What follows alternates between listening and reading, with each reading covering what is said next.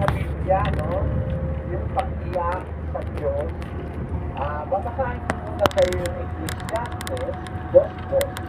Aking sinabi, tungkol sa tawa, ito'y ulong at sa kasayahan, anong ginagawa ko? Alam mo kapatid, minsan, yung pagtawa, kaulo lang yun eh. Kaulo lang yun. Kung minsan, hindi naman sa lahat ng pagkakataon, pero mas maraming pagkakataon ang pagtawa ng tao kaulo lang. Kaya yung mga nauulog, mas madalas na tumatawa yun kaysa sa umiiyak. Ngayon ganito, meron namang opposite yung pagtawa, di ba? Meron namang opuesto, sabi nga sa Kastila, opuesto. O opposite. Ang tawag yata doon ay antonym naman.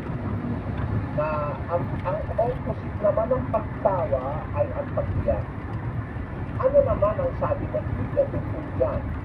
Maigi ang pagbahay ng tagisay ay sa bahay ng listahan, sapagkat siyang wakas ng lahat ng mga tao at ilalagak ng may buhay sa kanyang mundo.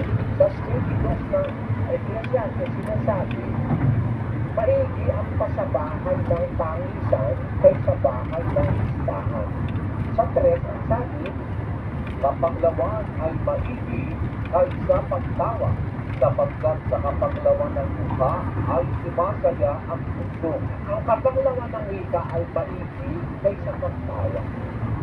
So, kung comparatively speaking ang pag-uusapan natin,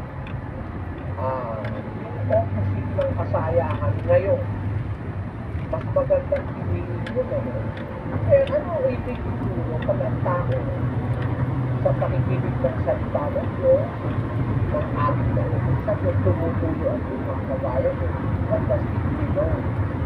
Pakinggan mo sa sinuwentang pinag-isisip ng ating kapatid. Ang pagkakain sa Diyos ay bagbag na loob, isang bagbag at may pagsisisi puso o Diyos ay hindi mo wawalik sa buhay. Mahalaga pala sa Diyos, hindi niya wawalik sa buhay. At ang isang taong tumalapit sa Diyos, meron bagbag na puso. Akala mo ba ng bagbag na puso, ngayon naiiyak ka, meron kang pagsisisi, napapalha ka, kagaya ng